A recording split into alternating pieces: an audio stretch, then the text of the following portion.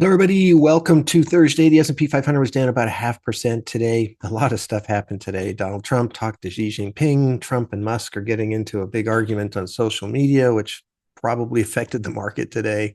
The center, the Congressional Budget Office came out with a projection that the new bill would create a $2.4 trillion deficit over 10 years, which is more in line with what I'd seen before and a lot lower than what a lot of these other articles are talking about in that kind of mid three range.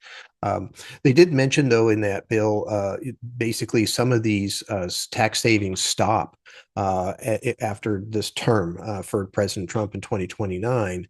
And if they did continue, the deficit would actually be closer to $5 trillion.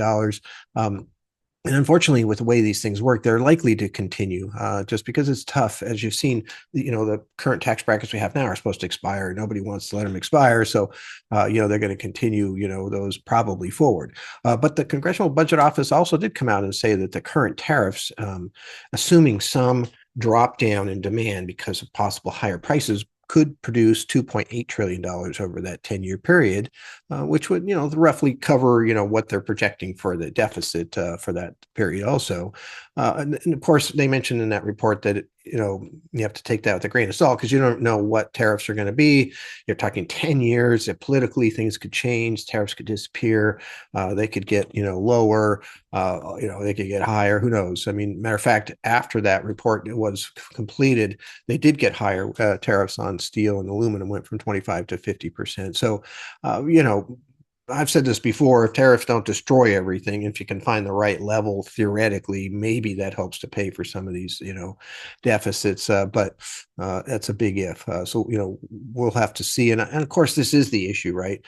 If you look at everybody, the Federal Reserve, you look at their minutes when they're talking in their meeting, they're trying to figure out what's going to happen from these tariffs. And they don't know what to do in this environment because they don't want to go the wrong direction and make things worse. And worse than that, maybe even have to reverse direction from whichever way they decide to go. So, this scenario with Musk and Trump, I mean, so they're going back and forth because Musk doesn't like the new bill. Trump has now threatened the contracts the government has with, Musk's company, which is over $22 billion. The Tesla stock drops. It was down as much as 18% at one point in time. It ended up down a little over 14%.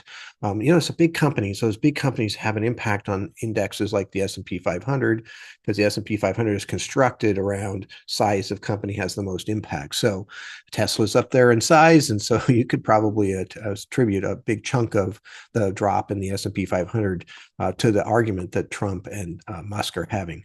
This is what's changed so completely in my 38 years. Normally we'd be looking at earnings in a stock market that's going up a lot. Be like, okay, things are good. Things are going to be good. Things are going to continue to be good.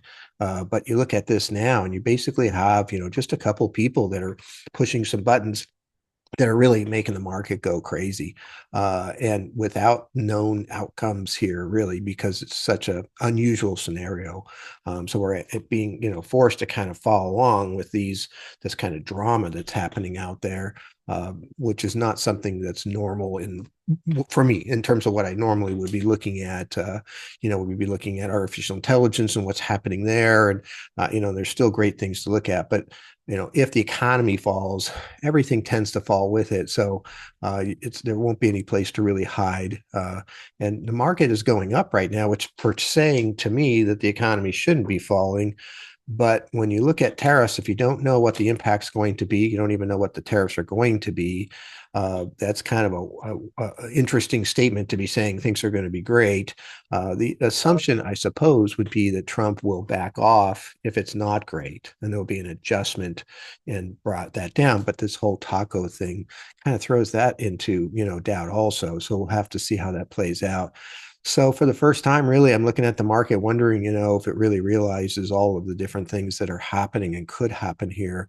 Hopefully the market's right. It usually is, actually. So, it's why we're still mostly in the market and kind of going through that, but definitely have to keep our eyes open for what could happen here as far as that goes. Because, these impacts that we're going to see are delayed.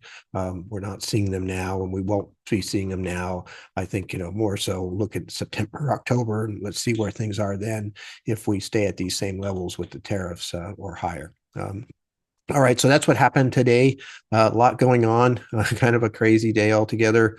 I think that we're not going to be doing the show tomorrow, but I will do a summary just to summarize what happened for the week, and look forward to talking to you then. Thank you very much.